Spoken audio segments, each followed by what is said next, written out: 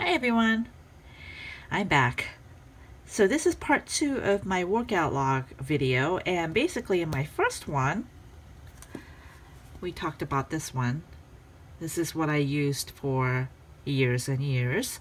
As you can tell, today's date is actually November 18th, 2015, but this notebook rep is indicating it's November 23rd, 2012. So I've been using this for, quite some time, 3 years. As you can tell, but the problem with that is that there are lots of missing days that's not represented here. So I mentioned this in the last video, but I ditched this system because for me, I need to get motivated based on filling out the blanks. This is actually a composition book, guys. What I did was I took a dollar composition book and I altered it. I basically just put some, wrapping paper. I think this is a gift paper. And then I glued it down, and then I actually went over it with all these. I cut out these little arts from free online. You just cut them out. No big deal. That's my writing workout log. And I just basically used shipping tape and wrapped it around. So basically, as I mentioned in the other video, the old way that I was doing it, which was great and it worked for me for quite some time. It will work for some of you if you're looking for something simple and you just need to log your exercises. This is a way to go. However, with that way, I couldn't tell if I missed a day. I mean, I'm exaggerating. You could tell, right? You could tell, like, okay, December 30th, and then I did 3rd. So I've missed 2 days of exercise. Holidays, obvious reason, but you can tell, right? But it's not so obvious. Like, say here, January 4th was the day that I exercised, and then I didn't exercise for another 15 days, right? So it's kind of but it makes it seem like I'm exercising every day because it's filled out nice and complete, which is nice because you don't waste paper that way, right? That's why this is saying 2012. Anyhow, with this method, you are going to see some empty spaces, and it's gonna draw your attention. Like, why didn't I work out on that day? So so this is I created it to be a planner. I'm seeing a lot of great videos out there online, and I'm getting a lot of ideas from different YouTube users. So I didn't come up with this on my own, but what I did do was I did incorporate it for my exercise log. I don't see anybody else doing that. So this is really just strictly a workout log. It is not a meal planner. It is not a fitness journal of junk journal type of thing where people just throw pictures of nice workouts, ideas and pictures. It's actually my workout. So I put some informational type of things. A lot of times what I see online is that people put like a dashboard here. Like I said, this is a workout log. I don't care about that stuff. I only care about, hey, what is my target heart rate zone if I was doing cardio endurance or fat burning. Mostly I do HIIT training. So I'm in this bracket here. And so already I know that I'm well above this, and I have not worn a heart rate monitor because my battery has died and I have not replaced it. But I know I need to do that soon because really I'm in this zone right here, which means like I'm supposed to be like 25 and 30. I wish that's not the case. So I know for my health, I need to watch that. And blood pressure is something I not that I care too much about it. I don't really take my blood pressure every day or anything, but I did take the test at home. I was kind of trying to figure out what my blood pressure was, and I thought this would be good to have. motivational thing, cutouts, and then this is another thing that kind of keeps me, I look at it saying, you know, I'm in this area, I believe, and I want to be here. No, I want to be at least here in this range. Probably start with this, right? So it's just some reference point, a reminder, if you will, and then some additional informational type of thing. So anyhow, this is the method that I started to use. I was just basically, I liked this because it gave me a lot more room. I printed my workouts and I posted my scores, and then, you know, just basically, yeah, this information is from my heart rate monitor.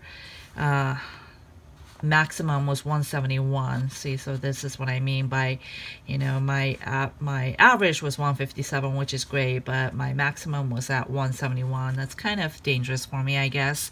So I need to be mindful of that. Anyhow, so it gives me a lot of room to journal, and if I wanted to post, you know, other things, I could. So I was using it this way for a while, but then I got some great ideas online. So in October, I actually basically what happened here is I was working out until May, and then I went on vacation, and then we also adopted a dog, and so I ditched all of my exercises, and I basically started monitoring my Fitbit walks and steps. So all the circled ones are the days that I did not meet my goal of 10,000 steps. But as you can see, some other days I well exceeded that. So I thought this was good use of, you know, logging. So I actually started going this way, and I didn't have anything filled out. And then I just kind of started logging this all the way to July. And then for August, I'm like, flip the page. Now I don't want to flip the page there, so I just ended up going this way, and then just, you know, all the way up until September. So that's what I did. It was summer, it was warm, it was nice. We got to get outside and be active, right, and ditch the workouts. So that's what I did. But then I had a doctor's appointment, and I found out that, you know, I need to watch my cholesterol. And so I started getting back into my exercise in October, and with few hiccups, I ended up getting sick and blah blah blah. Anyhow, I think I'm back in track now. So additional like motivational things. But then what I did in November was I changed it up a little bit, and this is where, you know, this was still the old method, right? You're kind of logging them as you go, and so you don't have any free spaces. But in November, what I did was, this is just kind of another cardstock that I put in here with inspiration. Here's the November, and this flips out, and I created a calendar, and this is November stats. I didn't really do anything here, although I did record my weight. Ugh. I really weigh that much. Anyhow, so and then I haven't done that, but I wanted to take my chest, waist, and thigh measurements, and that was gonna be the goal, and I don't know if that's still gonna be the goal here. But this is a November calendar, and this is one of the interesting thing that I saw online. What others were doing was that the calendar is vertical. So basically, what you have here is all the Mondays of the month. So 2nd, 9th, 16th, 23rd, 30th, that's all Mondays. And then you have all the Tuesdays, all the Wednesdays, Thursdays, Fridays, Saturday, and Sunday. I like that idea because now I have these two blank pages, so I have the monthly goals and results that I would do. I really haven't really used that too much. But when you flip the page, you have the weekly. So first row is a Monday. It kind of coincides with the calendar. Tuesday, and this is week 44, so it's the first week of November, and it's just basically kind of logging your exercise plan. So this half of the sheet is basically what I planned to do, but I didn't really actually plan it for the first week. I didn't know what I was doing. And then the actual exercise size is what you actually did, what you planned, what you actually did. So it's kind of like a to-do and then check it off. Did you do it? Which, you know, I ended up getting sick, so I didn't do anything. So that was one. And then the other one is the daily. So this side is supposed to be the daily. However, like I said, this week I really didn't do that much workouts. I think I did it on Monday, and then I didn't do it for the rest of the week. So I just jotted everything down on the same page. But then when you get to Saturday and Sunday, this is what happened. And then I have the last page is the week 44 retrospective. And what I have is the goals, how I did, new goals, and then how do I feel. I don't know if I'm going to keep that up, but the following week, I did a little bit better, and this is the method that I want to go. So the first week was kind of an experimental, and then the second week is I think I started to get it a little bit. So basically I plan my workouts and I say yes I did or no I didn't, yes I did, no I skipped, no I skipped. And so each time I do the exercise on the calendar for the monthlies, I get a star. On the days that I didn't do the exercise, the actual exercise that I've listed, but I was active one way or another, I would put a star with a circle. So on these days, I split the page. These are, so this is the monthly, weekly, dailies. First day is Monday and then Tuesday. And I basically utilize half of a page for the daily, so I can flip through it like so, right? And then so you can actually use, it's one page front and back equals 4 days worth of recording.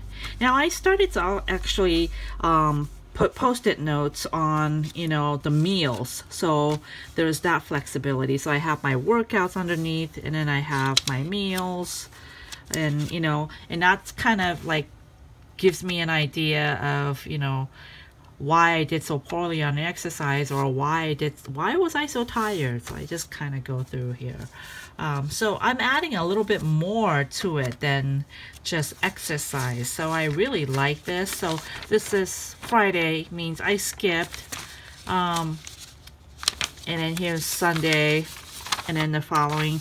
And then I have one extra. So if I do it this way, I will always have this one extra column here on this side.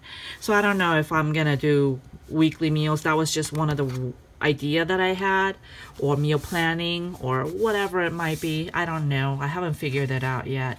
Then I have the week 45 retrospective, and then I started a new week again. So this is the way that I'm doing it now. We'll see if this will, I like this much better. Another thing about this is that I can just close it on the week, on the day. So all I have to do is, oops, I didn't glue this down. So all I have to do is just go directly to that. And then right now, I'm making this up as I go. So I don't really have anything else back here. But obviously at the end of the month, I'm going to create a new one. So then I can kind of bind all my workouts for the month like this. So, you know, all the Novembers will be here. And then the December would start. And then, you know, so you can kind of flip to it. So it kind of acts as a bookmark. Isn't that cool? So anyhow, that's how I do it. I don't know if this helps you. If you have a better method of how you're doing your workout, I hope you share them with me and leave me your comments. But I think I like this way. I don't know if it's gonna be too much work, but I certainly will use up this composition book a lot faster than I did this, because I know that if I skip a day, then I'm gonna have a blank page. That's a little bit more of a motivation to work out, right? I don't want to see any blanks. Are you one of those kind of people that hate to see blanks? I am, so I'm hoping this will help me. Anyhow, I hope this helps. leave me your feedback, what you think. If you think that there's some improvements to be made, I would definitely take that into consideration and take your ideas if I find that that's useful. But anyways, thanks for watching. Bye.